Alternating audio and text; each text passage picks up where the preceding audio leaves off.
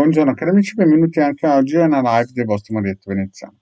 Oggi vorrei rispondere a un'amicizia perché l'altro giorno parlando delle egregore mi sono in un certo senso spiegato male, ovvero esistono le egregore e gli elementali, ma prima di iniziare questa pillola nel vostro Marietto Veneziano vi chiedo di iscrivervi al canale YouTube di Hildegarda, al canale YouTube del vostro Marietto Veneziano e di venirci a trovare nei nostri gruppi social in Facebook dove stiamo rilanciando un gruppo dove la mattina alle 11 a sezione random per mezz'ora massimo faccio delle sibille live interattive dove tutti possono fare delle domande.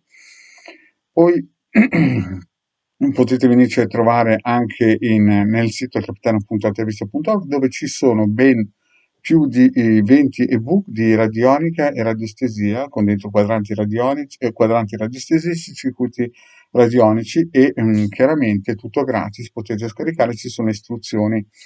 In più ci sono 4 ebook di chirurgia lettura della mano, sempre fatti il vostro Marietto Veneziano circa 5-6 anni fa. E tutto è gratis, ne hanno già scaricati qualcosa come 150.000 e il vostro Marietto Veneziano ne ha già regalato all'umanità circa 2 milioni di circuiti radionici quadranti radiostesici. Infatti una volta un veggente, 20 anni prima, mi aveva detto che io avrei dato all'umanità a tantissimi circuiti radionici quadranti radiostesici e solamente al Polo Nord non sarebbero arrivati, ma del resto avrei coperto tutto il pianeta. Bene, in più in sezione al capitano abbiamo anche una zona in cui si possono fare acquisti professionali, circuiti, sigilli, libri e quant'altro ad hoc, chiaramente si paga con PayPal tranquillamente. Bene, iniziamo questa piccola pillola parlando appunto delle egregore. Le egregore praticamente sono degli esseri viventi, vibrazionali, senzienti in alcuni casi, che riescono ad avere quasi una coscienza, che generalmente vengono costruiti nel mondo umano, per gli esseri umani, da gruppi misterici, grandi o piccoli che essi siano. Sappiamo già che nel mondo ci sono 5 gruppi misterici importanti e più chiaramente questi grossi.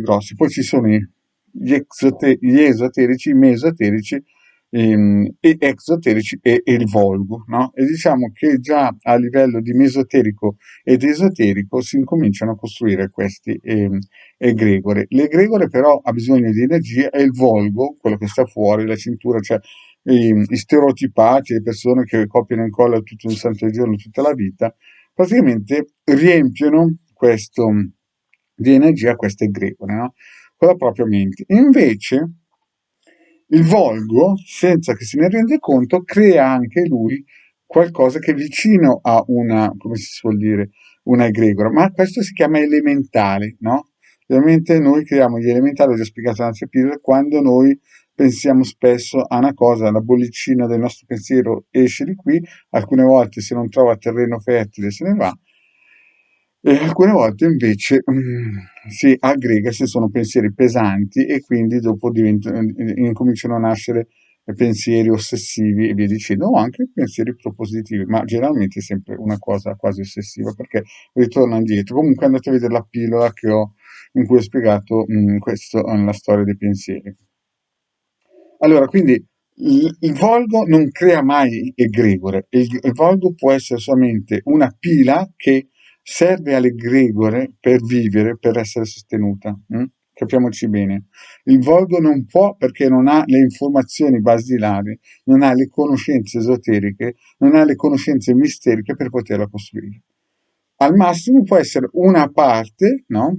Importantissima, chiaramente, per fare in modo che l'egregore vive. E quando esce il volgo, il popolo, chiamatelo poi come volete, gli stereotipati, gli zombie, poi chiamateli come volete queste persone che continuano a perpetuare questi meccanismi chiaramente inconsci perché non lo sa, no? Quando questa persona esce, ad esempio, da questi gruppi massonici deviati, la stessa egregora, quando vede che uno si stacca, la va a cercare e poi riesce anche addirittura a sistemarla. Noi abbiamo letto una cosa del genere per chi segue Marietto nel libro del Franz Bardon, no?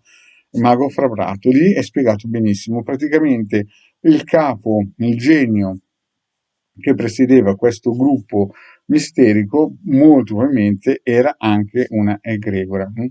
Quindi non confondiamo gli elementali, che ne parlerò in un'altra pillola, con come si suol dire, con l'egregore.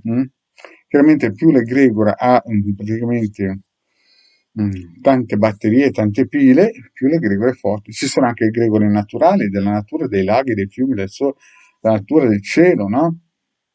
Però quelle più pericolose chiaramente sono naturalmente quelle fatte da gruppi misterici, mesoterici, un po' cattivelli, un po' birichini. Bene, grazie cari amici di avermi seguito e alla prossima.